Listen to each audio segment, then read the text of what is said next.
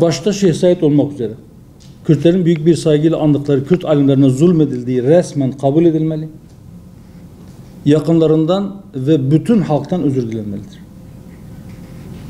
Said Nursi, Şeyh Said ve Seyyid Rıza gibi şahsiyetlerin mezar yerleri açıklanmalı. İstiklal mahkemeleriyle ilgili arşivler derhal açılmalıdır. Biz bu cümleyi 2011 yılında programımıza yazdık. 2012 yılında kuruluş dilekçesi ekinde şu programı ilgili makamlara teslim ettik. Ve bizim sizin sorduğunuz soruya cevabımız, kurumsal cevabımız budur. Şahsi cevabım da bundan farklı değildir. Evet, dünyanın pek çok yerinde pek çok hak ihlalleri yaşanmaktadır. Sizin dediğiniz coğrafyada da yani hem İran Kürdistan'da, hem Irak Kürdistan'da, hem Suriye Kürdistan'da, hem Türkiye Kürdistan'da bu Kürtlerin yoğun olarak yaşadığı bölgelerde ihlaller tarih boyunca yaşanmıştır. Şu anda da yaşanabilir, ileride de yaşanabilir. Sadece buralara has bir şey değil. Dünyanın her tarafında insan hakları ihlalleri oluyor. Çünkü çok sefer gücü eline geçiren insanlar o gücün sınırlandırılmasını istemiyorlar. Ama benim kanaatime göre belki her ayrı bir ülkenin idari sınırları içerisindeki kısımlarla ilgili sorunları belki farklı farklı masaya yatırırız ama temel anlamda en temel sebeplerden bir tanesi ulus devlet anlayışıdır. Yani eğer bir yerde bir ulus devlet anlayışı varsa, işte Suriye Arap Cumhuriyeti ise, Türkiye'de sadece Türklerin ise, o zaman diğerlerine haksızlık yapmayı sistemi kuranlar kendilerinde bir hak olarak veya çok doğal bir şey olarak görebilirler. Ya da işte bir zihniyet ki işte Türksen övün, değilsen itaat et. Yani bu zihniyet, bu çarpık zihniyet maalesef devletlerin işleyişine hakim olduğunda özellikle etnik nedenlerden dolayı bazı haksızlıklar yaşanabiliyor. Bunların en başında ben bunu görüyorum. Bizim bakışımıza, bizim anlayışımıza göre eğer insanları etnik kimliklerine göre ya da işte mezhep kimliklerine göre ya da işte hatta inanç kimliklerine göre siz ayrıştırıp, ötekileştirip her birisine farklı farklı hukuk uygulayabileceğinizi düşünürseniz o zaman zihniyette bir sakatlık vardır. Herkes hangi dili konuşuyor olursa olsun, hangi dine inanıyor olursa olsun hukuk karşısında herkes eşittir. Herkese mutlak surette adaletle davranmak gerekir. Bir de bu bahsettiğiniz ülkelerin tamamı İslam ülkesi. İslam'ın en temel prensiplerinden bir tanesi şudur. İslam peygamberinin tavsiyesi şudur. Diyor ki nefsin için istediğini kardeşinin için de isteyeceksin. Sana yapılmasını istemediğin şeyi kardeşine de yapmayacaksın. Öyle değil mi? Şimdi eğer biz gerçekten kendi inancımızı, kendi medeniyetimizi, kendi kültürümüzü tatbik edebilseydik bu topraklarda bizim kardeşliğimiz bozulmazdı. Ne zaman ki biz o ölçüleri kaldırdık, başka ölçülere sarıldık, başka ölçüleri getirdik, onları kendimize ölçü yaptık, biz o zaman terazimizin dengesini bozduk. Terazinin dengesi bozulursa insanlar bazen diğerlerini kendi hizmetkarı gibi, hatta daha da firavunlaşanlar diğerlerini kendi kulları gibi görmeye başlarlar. Ama biz diyoruz ki bütün insanlar Allah'ın kuludur. Herkes. Ve bir tarağın dişleri gibi eşittir. Olması gereken şey budur. Kimse kimseye ilahlık taslamasın, kimse de kimseye secde etmesin diyoruz. Kardeşçe beraber yaşayabiliriz. Bu ölçüyü tutturabilirsek sorunlarımızı aşabiliriz. Sorunlar aşılmalı ama sorunlar aşılırken de yani bizim aramıza giren zehirden dolayı kardeşliğimiz bozulmuşsa bu zehrin çaresi daha fazla zehir değildir. Yani biz ya hakkı söyleriz ya da susarız. Bile bile biz haktan ayrılmayız. Biz öyle inanıyoruz ki Türkiye'de Kürt meselesi vardır. Çözülmemiştir, çözüm beklemektedir ve bu acil bir yakıcı bir meseledir. Mutlaka bunun çözülmesi lazım. Eğer Türkiye gerçekten bölgesinde sözü geçen, sözü dinlenen ve güçlü bir ülke olmak istiyorsa kendi iç sorunlarını, iç meselelerini çözmek zorundadır. Bunlardan bir tanesi de ve belki en yakıcı olanlardan birisi de Kürt meselesidir. Mutlaka bunun çözülmesi gerekir. Peki mesele nedir? Tanımı nedir? Hangi talepler yerine getirilmelidir? Biraz önce söyledim. Aslında talepler ortadadır. Şimdi bu taleplerin hangisinin meşru olduğu, hangisinin olmadığı, hangisinin haklı olduğu, hangisinin haksız olduğu, hangisinin uçuk olduğu oturup tartışılabilir. Kişiden kişiye değişebilir bu. Ama biz bu meselelerimizi diyalog yoluyla çözmek zorundayız. Bir kere en başta ayrıştığımız konu bu. İç meselelerimizi biz güce başvurarak, silaha başvurarak veya savaş çıkararak çözemeyiz. Elbette bazı taleplerle ilgili olarak, yani halkın bazı taleplerini dillendirme konusunda HDP ile belki motomot aynı cümleleri de kurabiliriz. Bunda ben herhangi bir şey de görmüyorum. Yani bir şey doğruysa onu kimin dile getirdiğine bakmaksızın o doğrunun doğru olduğunu hakkını teslim etmek lazım. Biz öyle bakıyoruz, öyle yaklaşıyoruz. Fakat bazen bazı doğrular birileri tarafından farklı amaçlarla da gündeme getirilebilir, dile getirilebilir. Çözüm süreci boyunca masanın karşı tarafına oturtulan HDP yöneticilerine sorulduğunda bizim irademiz İmralı'dadır dediler. Yani kendilerini bir aktör olarak görmediler. Sadece birilerinin sözcüsü veya postacısı konumunda olduklarını kendileri deklare ettiler. Öyleyse Kürt meselesi konusunda yani HDP'den çok PKK'nın çizgisi nedir? Onlar ne istiyor veya Kürt meselesini nasıl görüyor? Belki bu şekilde soruya cevap verirsek daha sağlıklı bir sonuca ulaşabiliriz.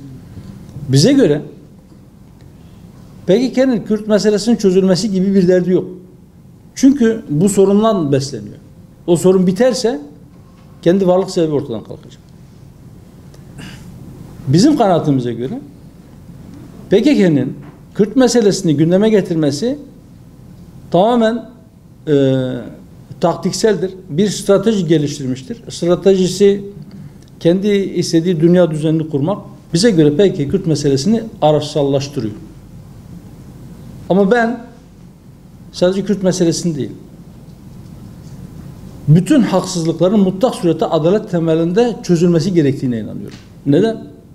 Ben inançlı bir insanım. Ve ben şuna inanıyorum. Benim Rabbim bana adaleti emrediyor.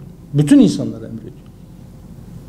Benim inandığım kitapta, Kur'an-ı Kerim'de emir kipiyle gelen çok cümle vardır. Ama iki yerde açıkça birkaç kez tekit ederek diyor ki Allah size emrediyor.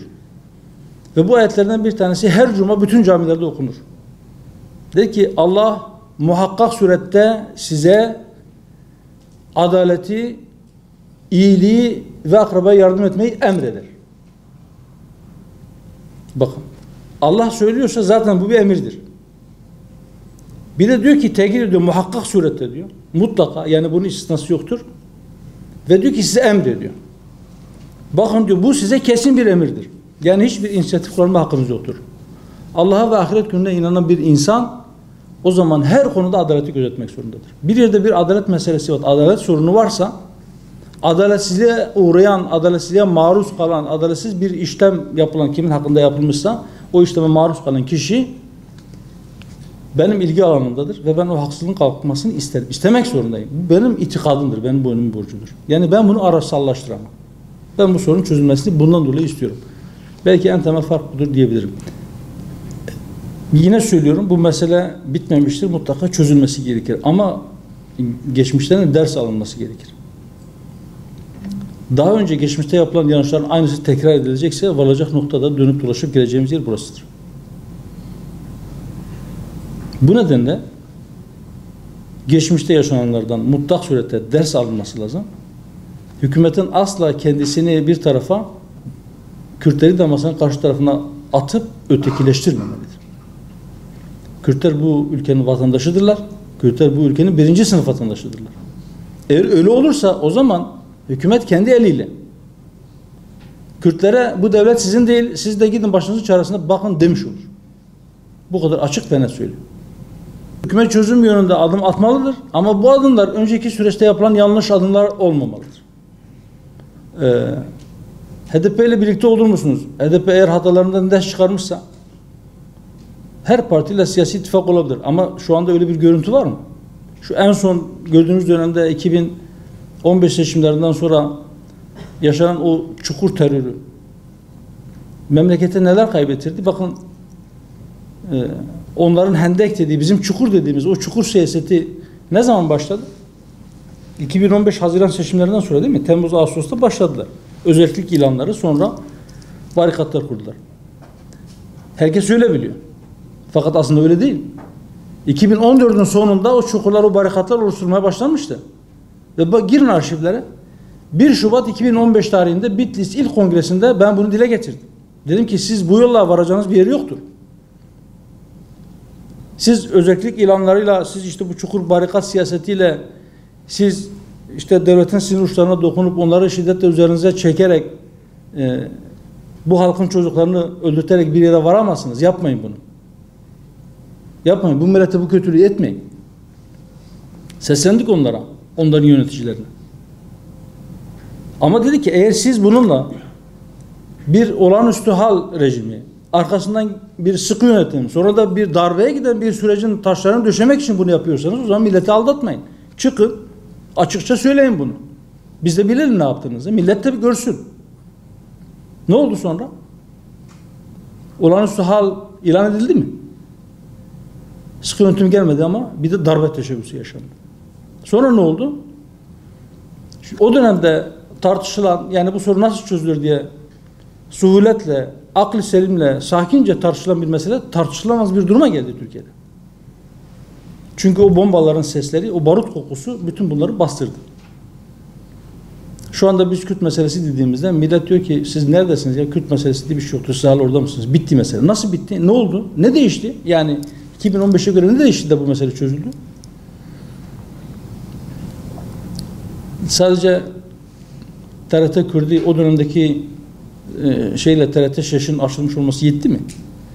Cezaevinde kendi çocuğuyla Kürtçe konuşamayanlara bu imkan sağlandı diye bitti mi? Mesele bundan mı ibaret yani?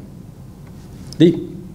Mesele çözülmeli ama dediğim gibi yanlış yöntemlerle doğru bir sonuca varmak mümkün değil. Eğri bir cetvelle düz bir çizgi çizilmez. Beraber olur musunuz sorusuna da şöyle söyleyeyim. Hala elinden bu kadar insanın kanı damlayan insanlarla biz el sıkışamayız. Ama eğer ellerini yıkarlarsa, pişmanlıklarını dile getirirlerse, ama insanlar için tövbe kapısı açıktır. Hatalarından dönmek herkes için mümkündür. Hatalarından dönerlerse o zaman belki konuşabiliriz. Bugün için değil ama.